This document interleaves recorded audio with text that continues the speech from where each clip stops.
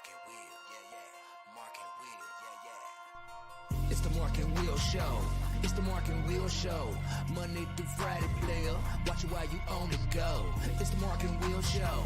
It's the Mark and Will Show. Catch them at 8 p.m. They gon' tell you what they know. It's the Mark and Will Show. It's the Mark and Will Show. Monday through Friday, player. Watch it while you on the go. It's the Mark and Will Show. It's the Mark and Will Show. Catch them at 8 p.m. They gon' tell you what they know. It's the Mark and Will Show.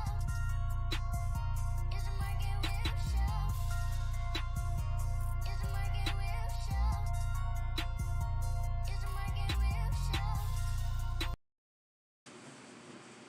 What's going on, people? Welcome back to another great episode of the Mark and Will Show. Of course, you got the favorite two hosts of the most, Mark and Will. What's up, my brother? What is going down today? A goody. What's up, fam? We got a special guest in the building, my brother. Could you please do the honors of introducing this young fella? Oh man, this young guy, Kendrick Haskins, in the building. Wave 3, Sports Anchor, and you know what I'm saying. We go back a little bit. You know what I'm saying, like that. What's up, Kendrick? Just a little bit. How you doing, Kendrick? I'm doing good, man. I'm glad I'm finally on there kicking with you guys, man. I just see what y'all doing, man. I'm glad to be a part of it. Hey, man, thank you. We appreciate you big time, man.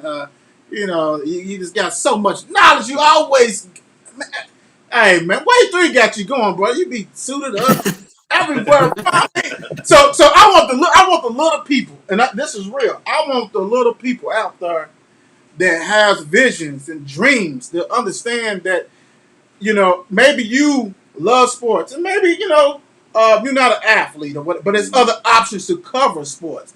And I mean, you know what I'm saying? You're a prime role model for that, man. So that's why one of the things that, you know, I talked to Mark about, said, man, we got to get him on here. You know what I'm saying? Even though, you know, got a little big connect, even though he tries to wipe 1 year off, but that's okay. That's okay. I'm not going to get into it yet. Not yet. Get into it yet. That's okay. That's okay. But nah, man, for real, you showing that, you know what I'm saying, like, you can love sports and not, you know, you maybe not the athlete, but you can still cover it and enjoy what you do. Because I'm gonna tell you what, man, you having fun out there. I'm hearing that laugh that I've heard since middle school. Yeah, always. So, bro, let me tell you, man, thank you, like I said, for being on here. Could you please, like I said, we always want to start like upbringing, like how did you get into sports, man? Like what age and stuff like that. Mm-hmm. Well, you know, I'm from here, of course, and went to TMS with you. I went to male high school my freshman year. Thank you. And then I finished up my last 3 years at the Harvard of Louisville, Fern Creek. Look. Hey, the interview's over, y'all. Thank you. Thank you. We haven't hit the Harvard, but I love that. Because, you know, we got ties with Creek and everything, so hey, I love that for real. So, you know, but Fern Creek and Males always rock with each other, though. Oh, yeah. You know what I'm saying? I had just as many friends at Male when I was in Fern Creek, so we always rocked with each other, so it was always cool. oh, yeah. So you play Little League sports? Yeah, I played Little League baseball, basketball. You know, it was one of those things where I had fun with it, but I wasn't like to the point. I may have tried out a couple times at middle school. That was about it. Yeah. I ain't nothing great playing sports. I discovered that at an early age. It was just fun for me. Yeah. And so I think it was about my junior year at Fern Creek, the Harvard of Louisville. Hey. Kendrick. That's okay, bro. Go ahead. Go ahead. Yeah.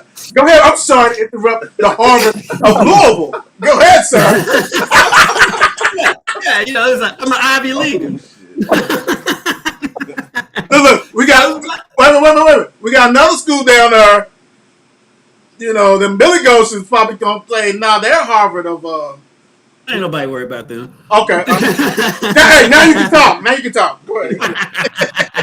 So it was around my junior year, and I decided, I want to get into sports reporting. So I got on the newspapers, school newspaper at Fern Creek. I think it was my senior year when I got on there. So I used to do write-ups for football and basketball and stuff like that. And then my teacher, her name was Miss Bowling. I ain't seen Miss Bowling since I graduated, but she had the biggest influence on me getting into it because she gave me that space. Because she let me write my articles as long as I wanted to. Other kids was mad.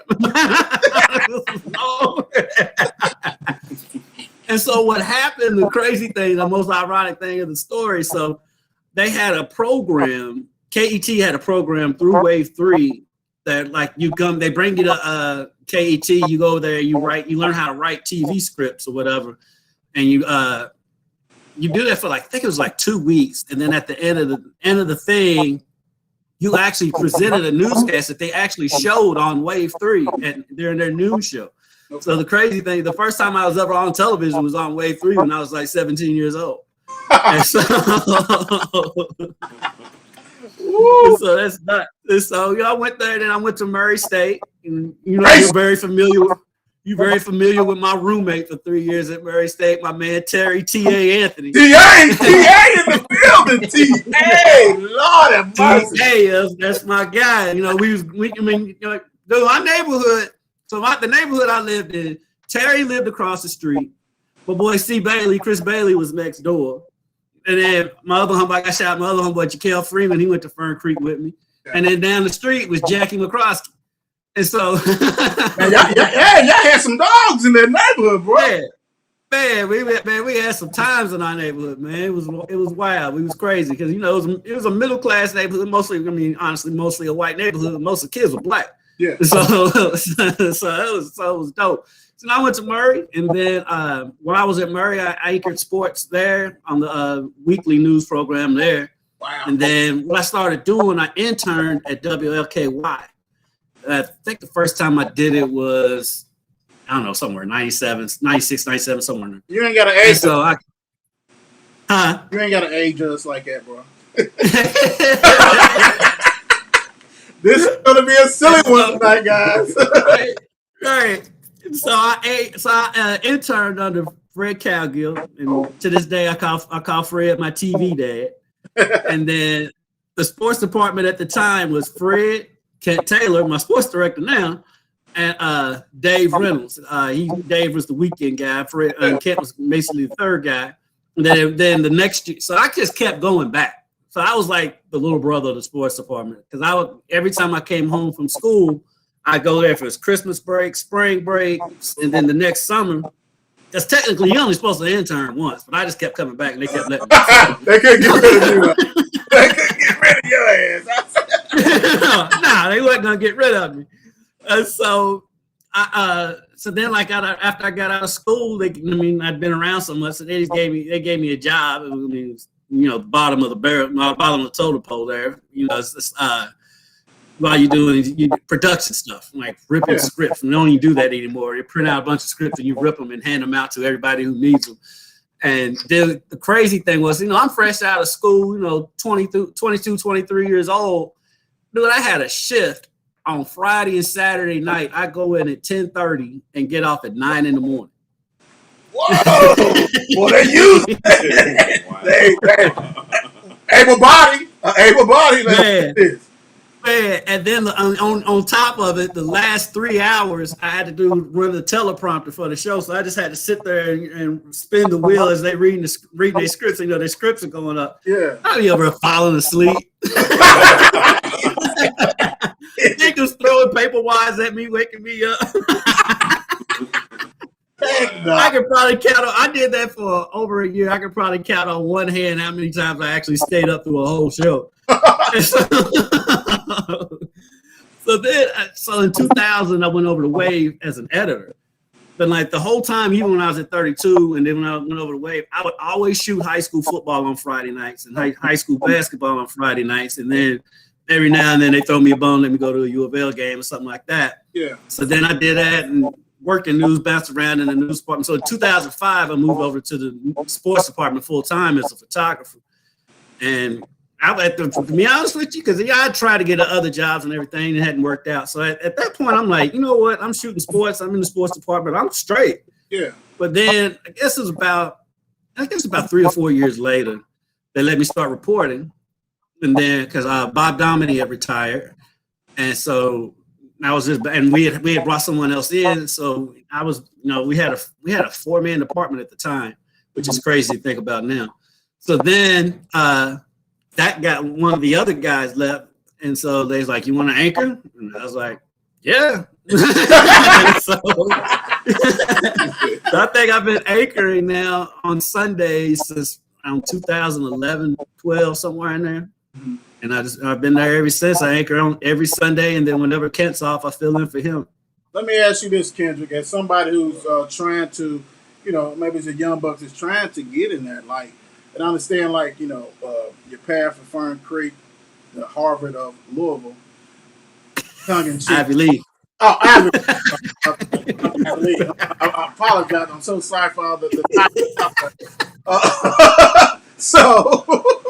Then I went to the Yale of the South at Murray State. Yeah, yes, and I was wondering what you was going to condemn.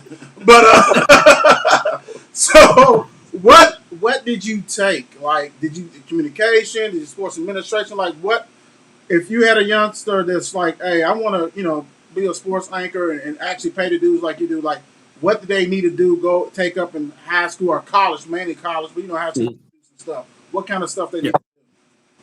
I got a broadcasting degree at Murray. They called it electronic journalism at the time. I don't know if they still call it that. And like I walked in, there was a reason why Murray appealed to me because most of my homeboys went to Western, and at the time Murray and Western were neck and neck as far as their communications departments. But the thing was with Murray, I could get hands-on training, or whatever. Like in my second year there, I think at Western you had to go a little bit longer, or something like that. But nowadays Western's killing it. I mean, we get interns, and we got so many people that come from Western Kentucky now. Western Kentucky's broadcast department is killing it.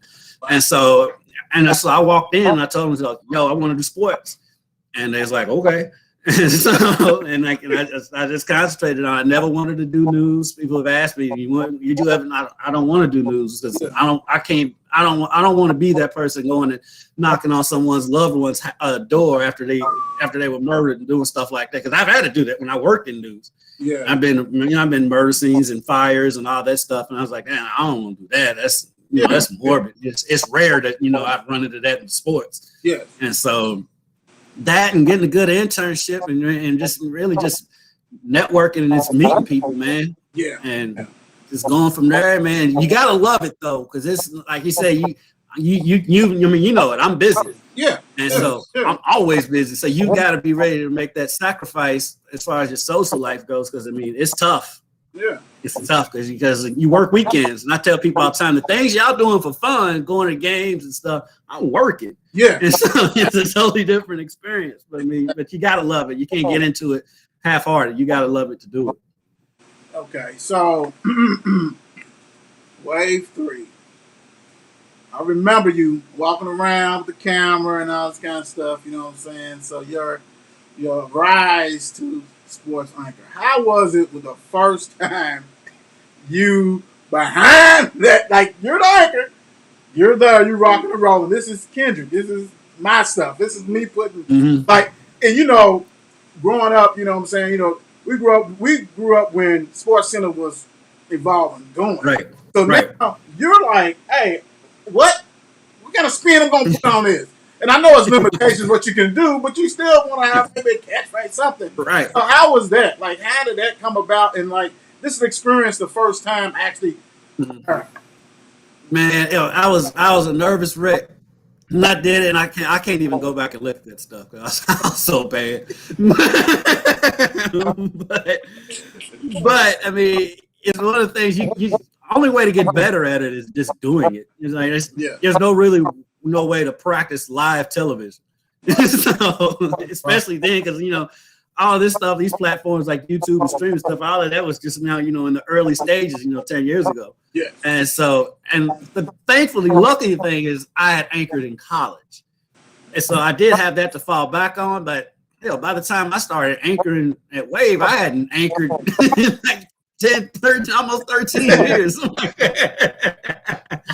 And so it took me a while, and but you always got to be willing to listen and take advice. And like I said, I interned under Kent. So Kent and I have known each other for over 20 years. And so like we're an old married couple at this point. Yeah, because you half our days. Because you be jabbing his butt all the time. All the time. That's all we do. And like really, because when we're doing Touchdown Friday night and stuff, really, we just try to make each other laugh. Because like, if we laugh, we know everybody else gonna laugh. So that's mainly what we do is try to make each other laugh. Because we'll have highlights that we know is gonna be something goofy, but we won't tell each other until it comes up there. So the funniest part about Touchdown Friday night. So we do it live on Friday, but then we record it again for Saturday morning. Okay. Well, when you're on live TV, everything's timed down to the second. Yeah. But for the morning show, we kind of do what we want. Oh man, if you want to laugh, get up and watch Touchdown Friday night on Saturday morning because we really just we. Hey, can you tell everybody what time that comes on Saturday morning? And you know what? I don't know. Look, hold on, Kendrick. First of all, how you gonna have my ass get up? Got a TV No. guy. How you gonna have me get up on Saturday morning to watch your show and then not know the time? I think man, it come on at like 6 and 9. I think. I don't know. I don't watch the morning show. But you nice. Stop, bro. Oh, geez, that might be the classic statement for real. He kept it real. But that was real. That was real as hell right there. I mean, that's crazy. I love it. I'm anything. I'm honest, man. You gotta be, and that's good. Kendra, we got a real question. From Chops Bandina. Kendra, what was your most memorable game to cover? That's a tough one because you've covered so many. A lot of times they start all meshing together after a while. I'll say some of the more fun things have been like when the Ryder Cup was here. So that was awesome. And then the last time the PGA was here because Rory McIlroy was here and yes. We followed him around a little bit for his practice round. That dude was so nice to everybody. I mean, he's out here practicing, for a major. He's out here signing autographs for everybody. He's talking to, as many people as he could while he's working. He was so cool. And then, we had a stretch. The most memorable stretch of my career is that stretch of Final Fours. So we went to like 5 in a row. Yeah.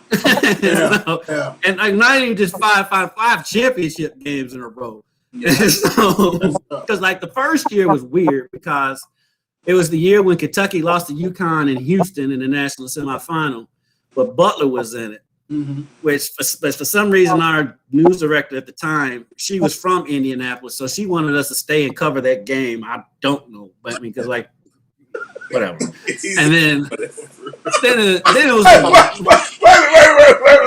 Wait. We got some Butler grads that watch the show, brother. University. It's no disrespect to Butler. It's just that it wasn't Southern Indiana. It wasn't Southern Indiana. That's what we're saying. Right. I mean, the highest up we cover IU, but like we've never covered Butler.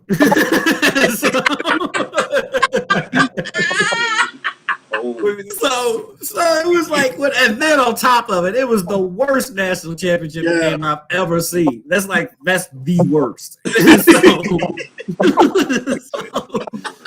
And then on top of it, Houston, man, the Final Four, because like people don't realize, like, especially these big stadiums when they have them in these big stadiums, man, stuff's everywhere. And so like somebody measured it from the media room to where our live shot location was like a quarter of a mile apart. Wow. So if you forgot something, that's a wrap. You ain't got time to walk all the way back. And so then we in Houston, I think the next year that was the year when Kentucky won it. Yeah. So that was 11. So 12 was when Kentucky won it. Yeah. And that was in New Orleans. And then 13 was when Louisville won it. Then 14 Hold on. was in Dallas. Kendrick, hold on. How'd you get New Orleans, man? You know, I mean, French Quarters and stuff. How long? Man, I mean, for real. You get some of them hurricanes out or what? What's going on? I may have had a hurricane or two or three. You can like text me later.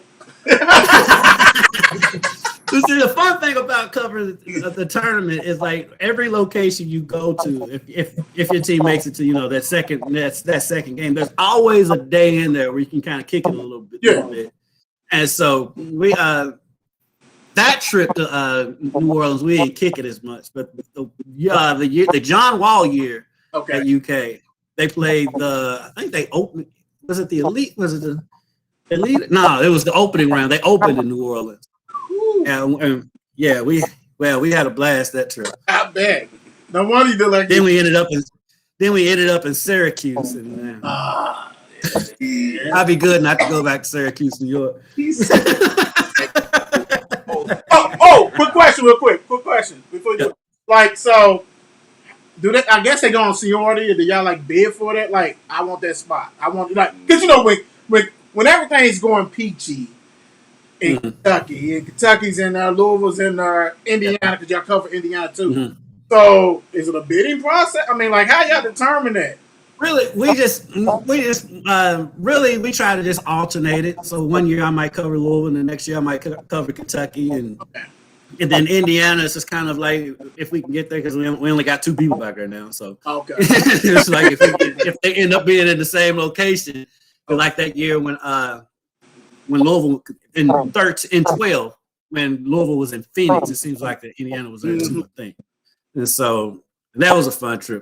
So you got to go to Phoenix. Yeah. So the funny thing about that was remember when they played Florida? It was Bradley Beal in the Sweet 16. Yes. And Florida, was that the Elite Eight game? That was the Elite Eight game. They beat Michigan State in the Sweet 16 because that's when Draymond Green wasn't the Draymond Green we see now. He was out there trying to shoot threes. Rick had Peyton Seaver guarding Draymond. Right. And so that game, my seats was like 3 rows in front of Magic. And so I had never met Magic before at that point. So game ends, we walking out. And then, it's that awkward moment, like, I'm coming out and you come, who's going to go out? Yeah. But I look up and I see Magic. And it's like, first time I was starstruck by seeing somebody because Magic was my guy as a kid. I was like, Magic just gave me that $1 million smile and shook my head and just let me go through. Fast forward a couple years later, I run into him the year when Mango Matthew missed those free throws against Michigan State up in Syracuse. I ran into Magic in the hallway. At this point, I've already met him, so I was like, "Hey, what's up, Magic?" We go way back. Dapped him up and everything. Plus, he was in a good mood. Right. So that Florida game when they made the big run, because remember Florida was busting Louisville came back. Big time. Yeah. So the crowd, you know how it is when the underdog starts making a comeback, or whether comeback period, the neutral fans start rooting for that team. Yeah. The crowd's going crazy. So there was a point. It was a bad foul or something. They called on Peyton or somebody. But Terrell Suggs is sitting behind us. And it was quiet at that moment. And all of a sudden you hear Terrell Suggs say, "Come on, ref, quit cheating these kids." Terrell Suggs. Hey, he was tripping out the whole game, man. It was a blast. Beast mode. I'm gonna tell you, and speaking of that, because you have covered so much and been around. Would you ever have thought, for real, would you ever thought that you would cover a Heisman Trophy winner? No. State, not just at Louisville State. No, I never did. I mean, in our time. No, I never did. And it was crazy because the thing about it was Lamar was so cool, man. Because when he actually won it, I didn't go. Okay. But I went up there the second time. Mm-hmm. And so we up there the second time, Lamar knew he wasn't going to win it. Yeah. And so Lamar's just like tripping. He's just acting silly. And so how they do it, so the day before the Heisman, they bring all you're at the Marriott. And they bring all the they have 3, it was 3 tables because it was him, Baker Mayfield, and Bryce Love from Stanford, who's cool as a fan. So they have him there, and like they just rotate, and you can just interview him or whatever. You get interviews with all of them. So then after it was over, Rocco, UofL's sports information director for football, he's like, "Y'all want to get Lamar again?" And he's like, "Sure." I don't know what we're gonna ask him. We just talked to him, but sure. Conversation breaks down into that was the year when Ezekiel Elliott was suspended for the Cowboys. Yeah. And so Lamar loved playing with Dallas on Madden, and he was mad because he couldn't play with Zeke. So that's what we're talking about in the interview.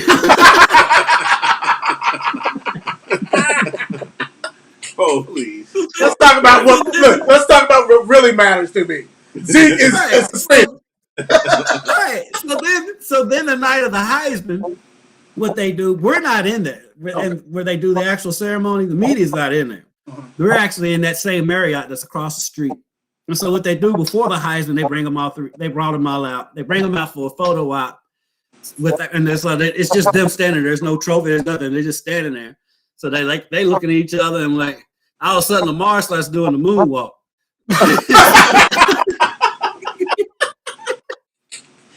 I've been here before, guys. Right.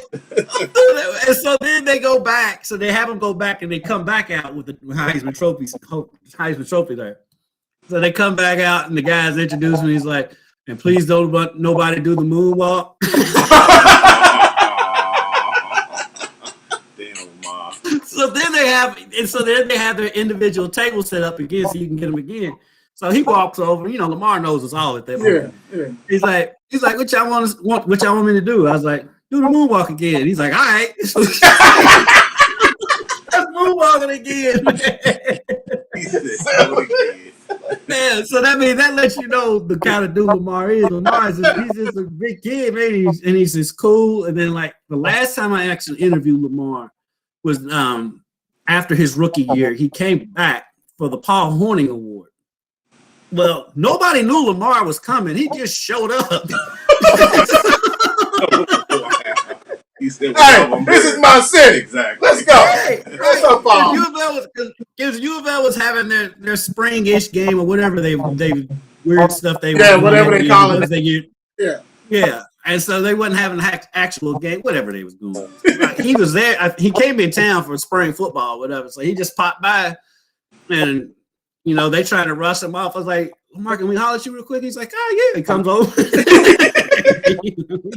Lamar's cool, man. Lamar's cool. You know what? And you can just see him just like, "Hey man, what's to do tonight?" Right. But they got that Paul Honey thing going on. Oh, where? Oh, let's do it. Ain't nothing else to do. Let's get it. He seems like he's cool as a fan, man. I got a serious question. I want to hit Kentucky football. Mm-hmm. He had been around when Brooks had maintained it. Really didn't take him a lot, but he maintained it. Like that. Yeah. So the growth. Give us a little breakdown, man, on this growth of what we're seeing now. We know stability is number one. Even though they ain't want their stuff, but that stability is hard. It's hard as heck to do that in that behemoth of a league. But describe that what you see in your eyes, that you see what's going on with that program.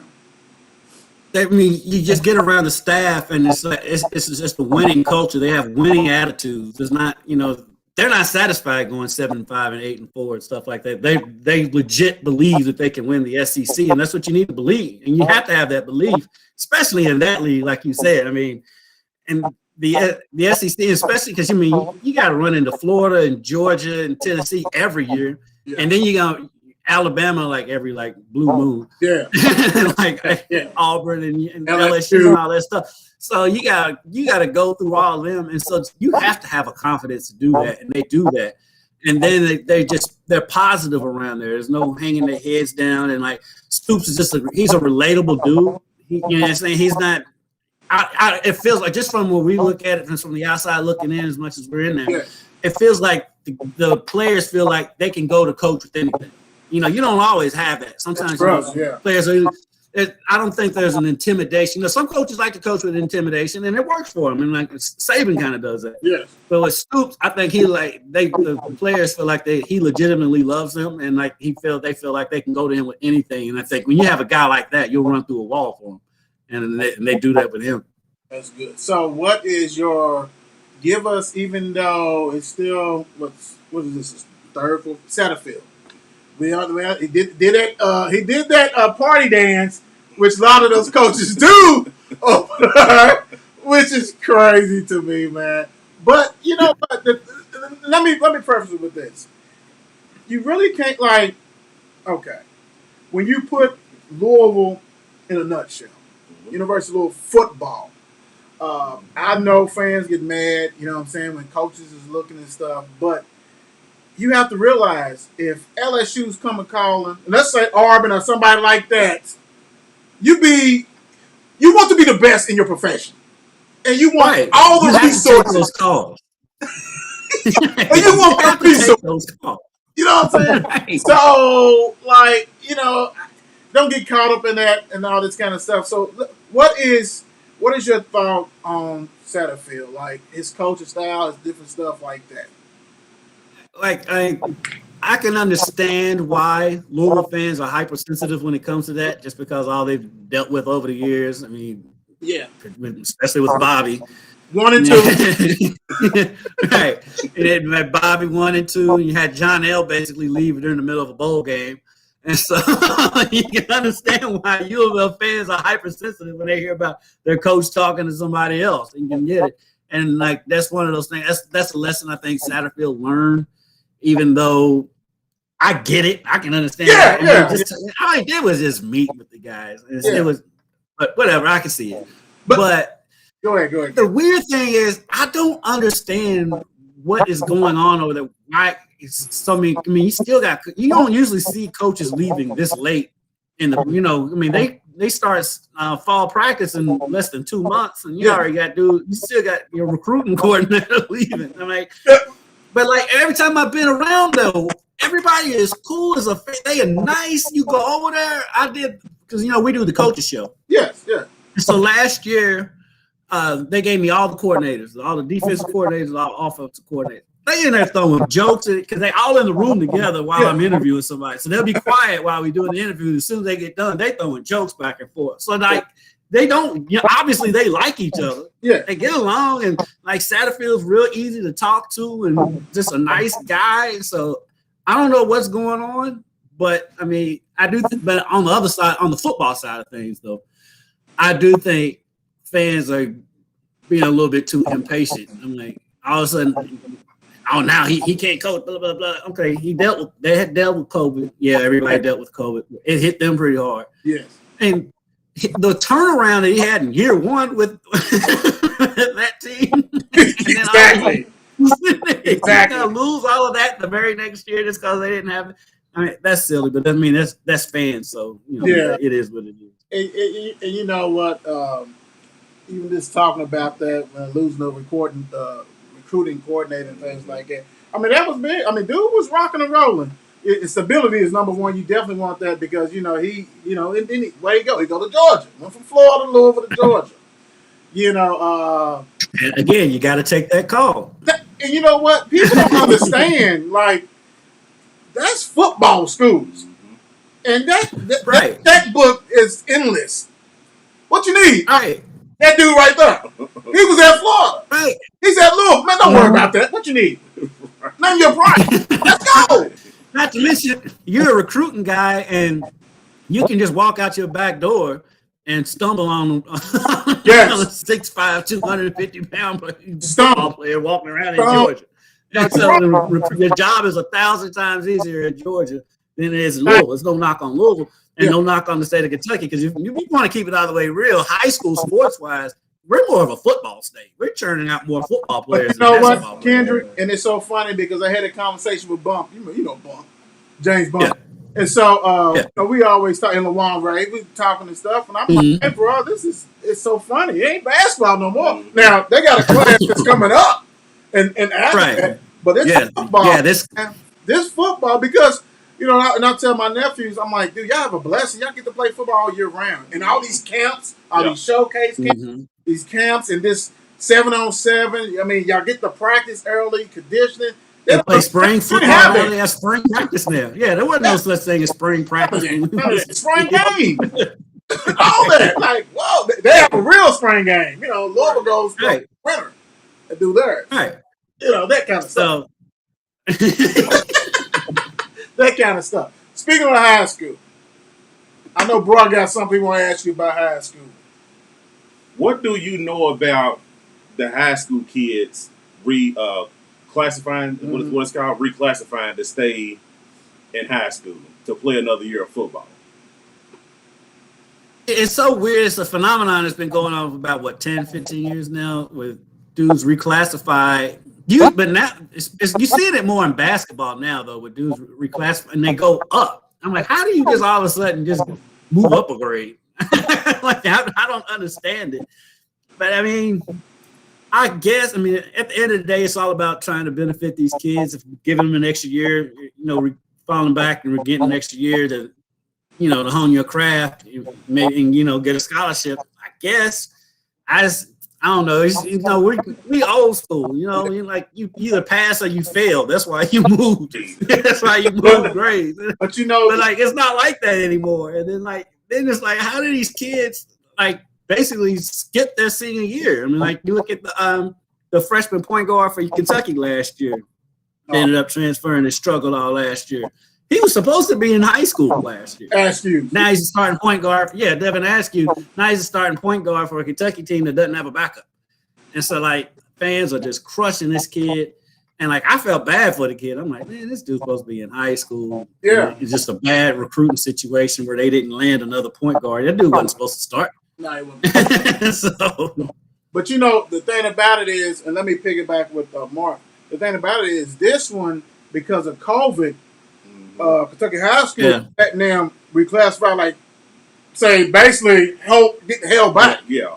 But the problem is that if you say you're a junior, say you're going to be a senior, and you say, okay, well, I'm going to do my junior year again.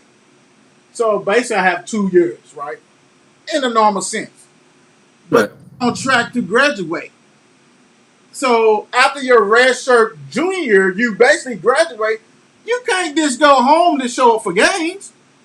Right. I don't know the specifics of how it works. I mean, I guess they have to be taking some kind of classes. Right. You're not playing. They got to be doing something. So, I mean, I guess with a lot of schools have college prep courses, so maybe that's what they're doing. Because I know Male had college prep courses when we were there. So I guess that's how they working it. You went Oh, hey! What's up, Kendrick? Welcome back, friend. I went to the Princeton of Louisville. Hey, we'll take the Ivy League, brother. We'll take some of that. We'll take some of that for real. So okay, covering high school, and I know you do that and all that kind of stuff. Basically, when you cover them, how receptive as the coaches? I mean, because are they? Because sometimes coaches be like they stuck in their own little cubby hole, don't want. But even though yours is promotion and different like that, but some coaches is they ain't people person. Yeah, a lot of. Sometimes you run into a coach. Honestly, they don't get it. You get that every now and then, but actually, that hasn't been happening as of late. I think the coaches are now starting to realize that this is basically free advertisement for your team, and so they get it. And so the craziest thing was Bob Beatty, for most of the time when he was here, he was intimidating. You know what I'm saying? You go out there and he's just an intimidating guy. But then the last, I say 3 or 4 years, man, Bob Beatty cutting up. He come over, he's throwing jokes and stuff. He comes over and jokes around with you, man. And so he lightened up as the years went by. And then last year, he was really you can tell when he knows he's going to win. I got it.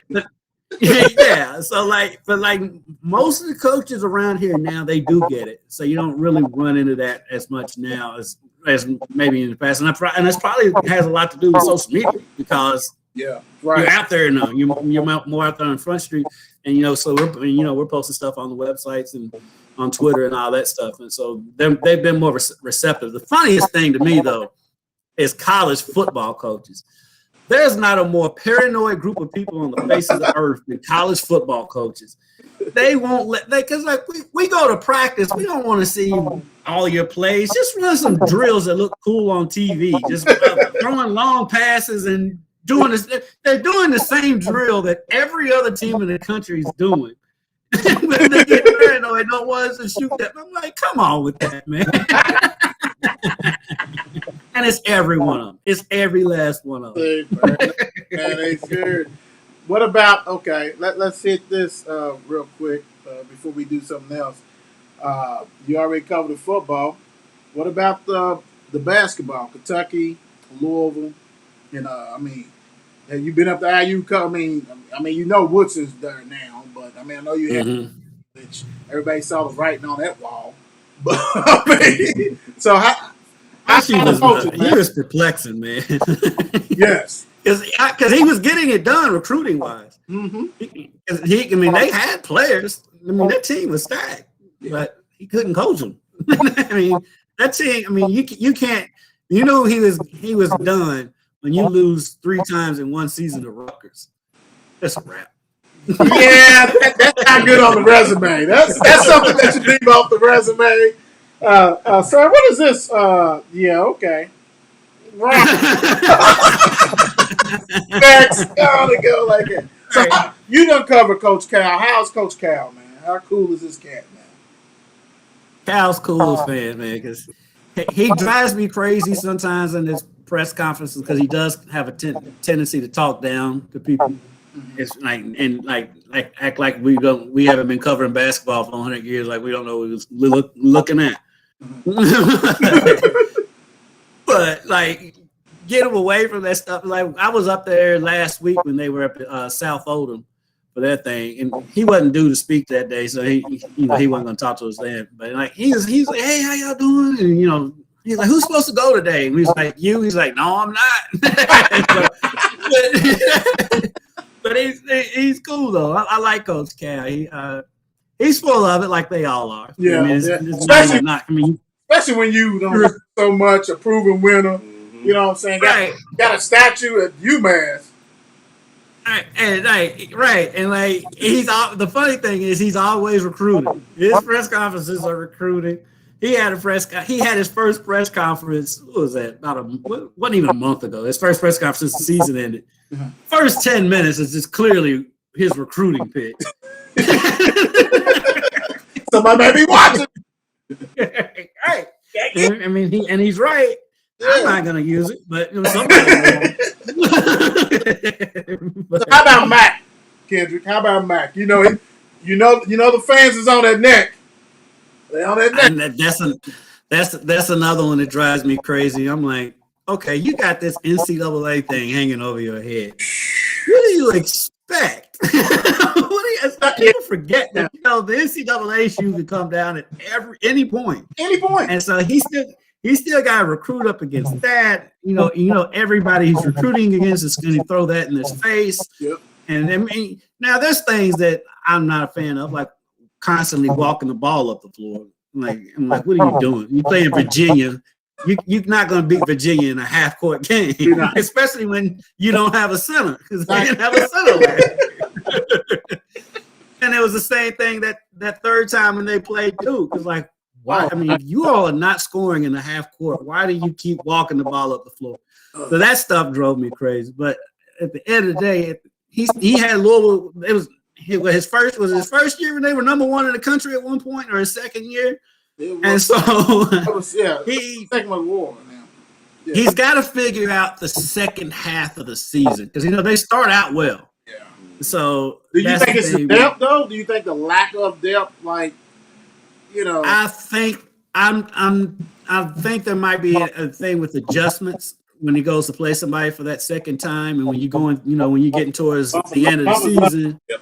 Bump is lovely. We got to show our bird's eye view, and Bump comes on that show, and I'm gonna tell you, if you are a Coach Mack fan, oh my God, Bump is gonna let you know for real. But no, but we talk about it like what you just said. I'm sorry to interrupt you, but you're right. Go ahead. I mean, something's up with that.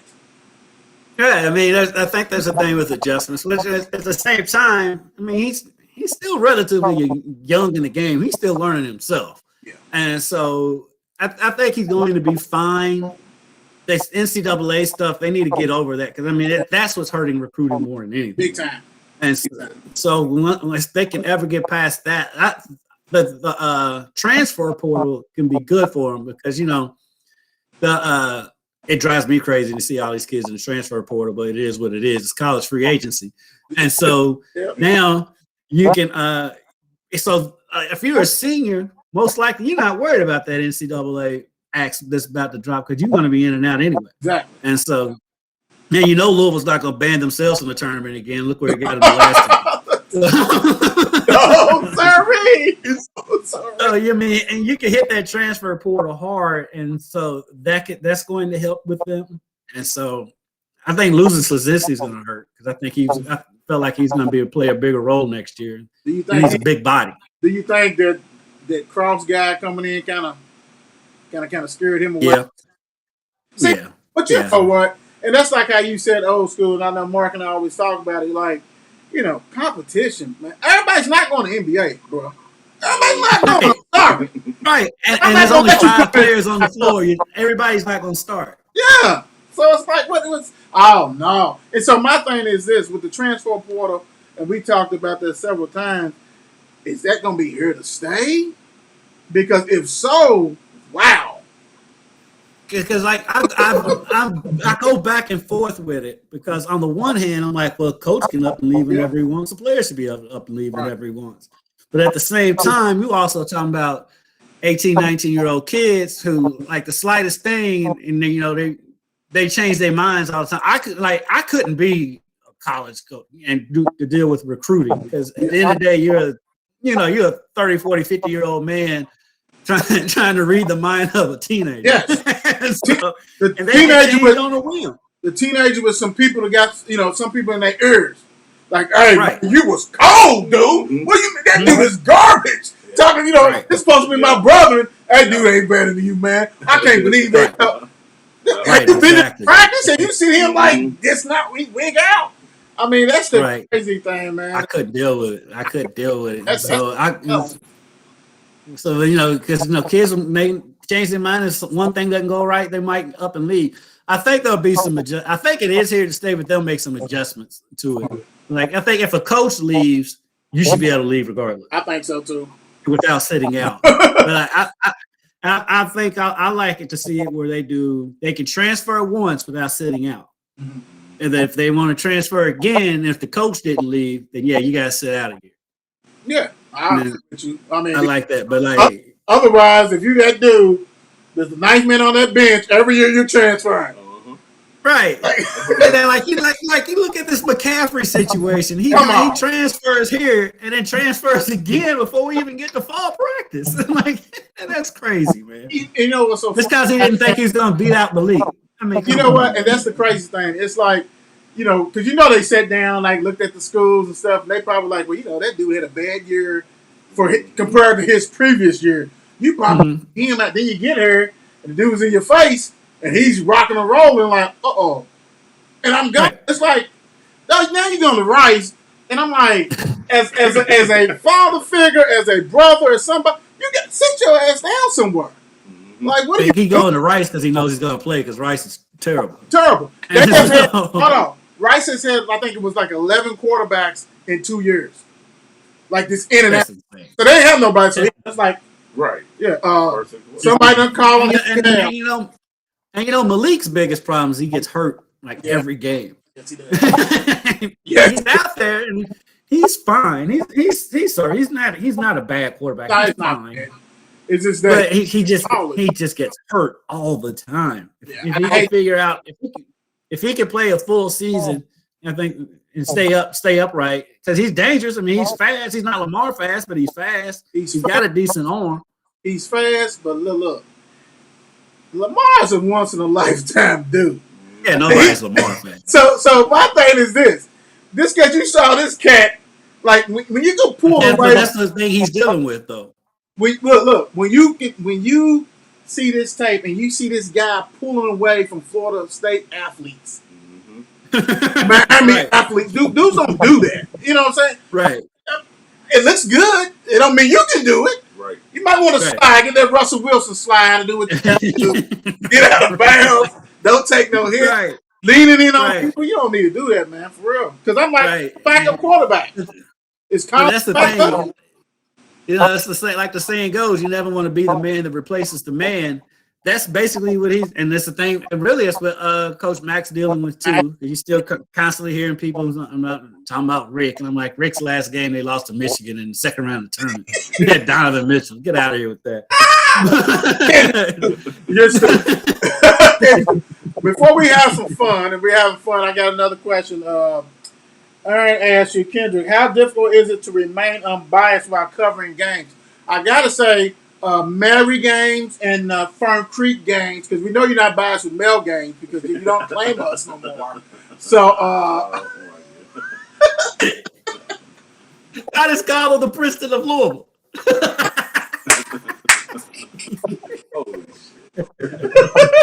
So how hard is it when you have Fern Creek games and stuff like that? Because I mean, you're a Hall of Famer. Right, yeah, but I mean, it's easy just to call it down the middle. I mean, a big play is a big play, regardless of who did it. And then it's like, you know, I always get the question, UK, UofL fan, UK. Well, I went to Murray State. I'm a Murray State fan. And so then the thing is, it's become less taboo to be a fan of teams as a sports anchor. It's like, you know, Stephen A. Smith, for example. You know he's a Knicks fan. You know he's a Pittsburgh Steelers fan. And so, like, I make it known I'm a Cowboys fan. If I have the Cowboys highlights on there, and I'll say it. And when they do something, the thing is, if they do something stupid, I'm gonna make fun of them too. And like if they don't address this secondary at some point in my lifetime. Bro, you know, I'm a diehard Dallas fan, man, and it's like, bro, I mean, and then you have free agents out there that you can still, you know, now you can get somebody $2 million. Come on, dude, for 1 year. Solidify. I mean, Richard Sherman's out there. Yeah, been out there.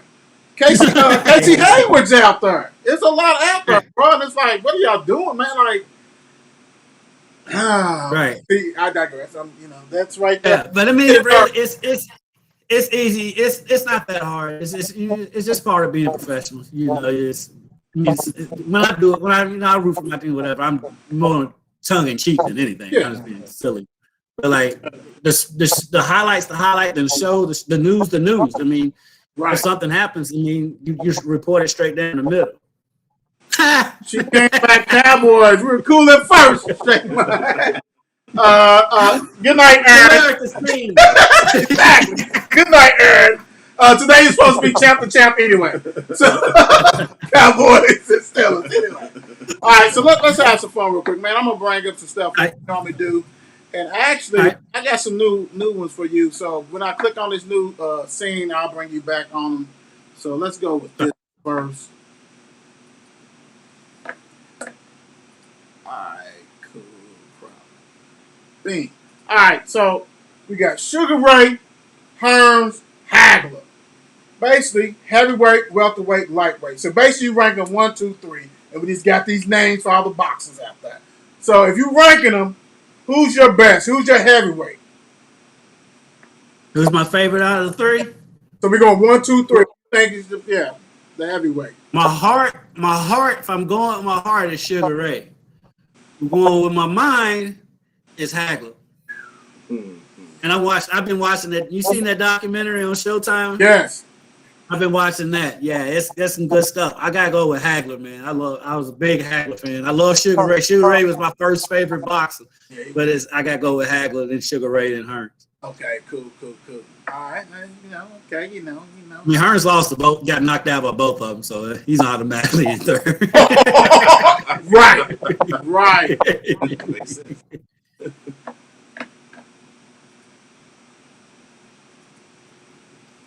All right, we ranking them. Brady, Manning, Montana, MVP, All-Pro starter. First, second, and third. Well, I think Manning's got to be my starter.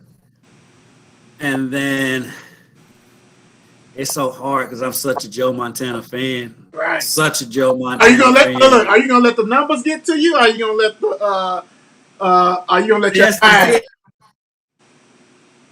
The numbers are your eyes, Kendrick. I think I'm gonna go with Joe as my MVP. I'm gonna stick with it. It's tight though. It's tight, man. Yeah. Well, when somebody keeps winning ratings all the time, it's Right. Yeah. The funniest thing is, so the UK UofL has that they have the luncheon every year or dinner every year before the football game. yeah. But Tom Jackson used to come to it all the time. So Kent Taylor, he's a big Broncos fan. Yes. And so always Elway this, Elway that. So we get up to Tom Jackson. He's like, I want you to settle an argument with me and him. He says, okay. He said, who's the best QB of all time? I say Elway, and he says Aikman, which I've never said Aikman. I've always said Aikman. Right. And so Kent, thinking he's smart because he's asking a former Bronco who played with Elway, he just thinks he's going to agree with him. Tom Jackson says, Joe Montana. But look, plus he done faced him. Yeah. Montana used Kent turned as red as my shirt. I'm laughing. like, come on, man. That's crazy. So good. So I got to go with Joe as my MVP. I got that. But I can hear the Brady argument. Oh, yeah. I mean, like I said, you keep winning, so, without a doubt. Right. All right, let me go. We got a couple more for you. Even though 2 of his Super Bowls were the defense, it wasn't him. I'll just leave that out there. What you said. All right, cool. Especially that last one.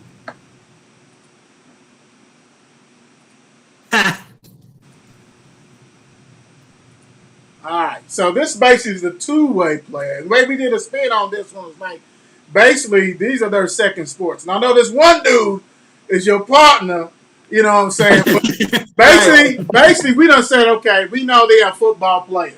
Mm-hmm. And so we're basically saying who did it better as a two-way player. Bo Jackson, Deion Sanders, Charlie Ward. So we named it franchise players, all-star, starter. Now this, I hope this ain't gonna get you in trouble. Nah, I pick on Charlie all the time about everything. That one's tough though, because I think just as pure athlete wise, I think you have to go with Bo as the franchise, but his career was so short. Yes. And so Deion, and then longevity. I mean, Charlie had a decent length NBA career. He played for the Knicks, the Rockets, and played for one other team. And he wears his gear. He'll wear one of his teams almost. Every time we do a podcast, he either got Florida State or one of the teams he played on. Real quick, tell everybody what's the name of your podcast and how they can get to it. Believe in the ACC is with me, Charlie Ward, and Lloyd Spence. Okay. Lloyd, y'all might know Lloyd's from here. He lives in Dallas now, but he's from here. Went to Western High School, and he went to Moorhead. I'm going to go franchise with Deion because he had the longer career in both of them. Okay. And he played for the Louisville Bats. I'll go Bo as the all-star and Charlie's the star. Okay, cool. Well, he gonna be there next time you call him. Like Charlie told us, because Charlie every now and then will drop some kind of crazy story on us. So we was asking him why he's not in those Heisman House commercials. Uh-huh. And he was like, I was in one of the early ones. He said, what happened? I got there and they had them there the same day as the mascots. And so they come in, he's got his bag to change clothes or whatever. And somebody working on a commercial asked him if he was one of the mascots.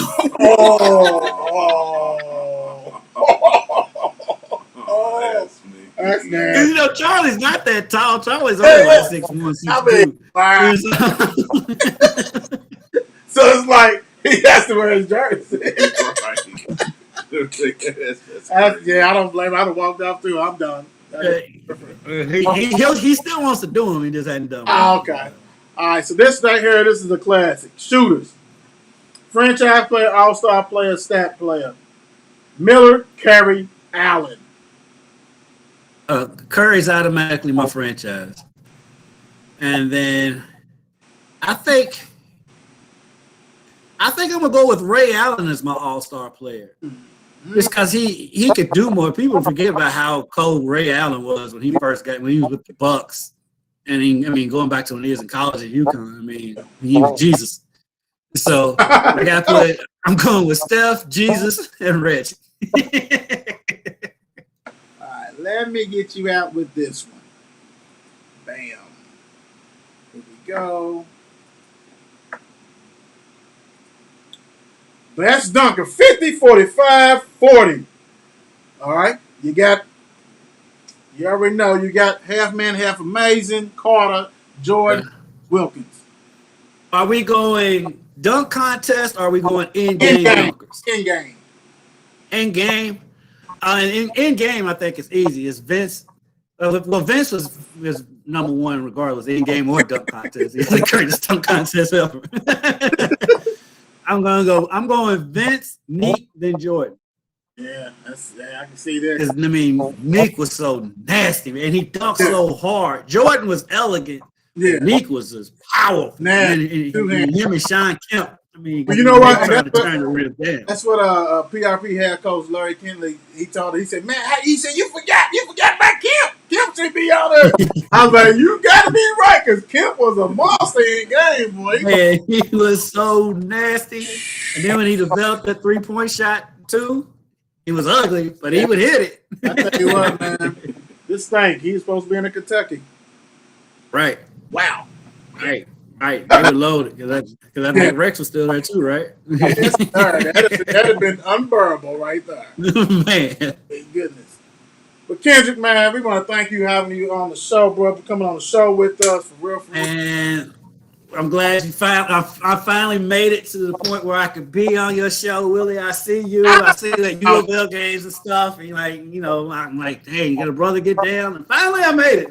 But hey, you know what? I was feeling I was in my feelings too, man. I never come out your mouth.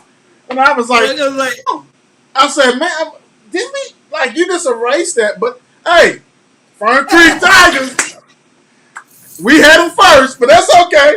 He's Hall of Famer. But hey, man, for real. Proud of you, brother. Proud of you. Proud of the things you're doing, man, and being a great role model to these kids out here, man. Because what you're doing is real. We just don't see a lot of that happening. And what you're doing, man, you're doing a great job with it, even though you don't know when your show come on Saturday. But that's okay. Still love you. And because I went to the old mill too. So I passed it all the time. It's right down there by the station. I was at the old mill. They didn't have no air conditioning. Oh my goodness gracious! Hey, real quick, when we went to the new mill, man, I'm gonna tell you what. At first, the damn homeroom was over in the right side. Had to run all the way. I said, man, you saw that, bro. He can't be doing all that. I'm gonna see him. You know what I'm saying? Yeah, because new mill it's wide. Campus is wide. A whole different thing, man. For real. Man. But nah, for real though. Thank you for being on the show, brother. And we gonna get up with you because we know you are an almanac. You have a lot to talk about, and we definitely gonna have you on again. You know what I'm saying? Whenever you're not busy, because we know you're a busy man. hey, and I got you out here early because it's your off day, so you can go ahead and partake what you normally do on your off day, brother. Thank you. Silly. Off day. Peace out. Bye. I appreciate you, man. All right. It's 8 p.m. Let's get it. Mark and Will, yeah. Mark and Will, yeah. It's the Mark and Will Show. It's the Mark and Will Show. Monday through Friday, player. Watch it while you on the go. It's the Mark and Will Show. It's the Mark and Will Show. Catch them at 8 p.m. They gon' tell you what they know. It's the Mark and Will Show. It's the Mark and Will Show. Monday through Friday, player. Watch it while you on the go. It's the Mark and Will Show. It's the Mark and Will Show. Catch them at 8 p.m. They gon' tell tell you what they know.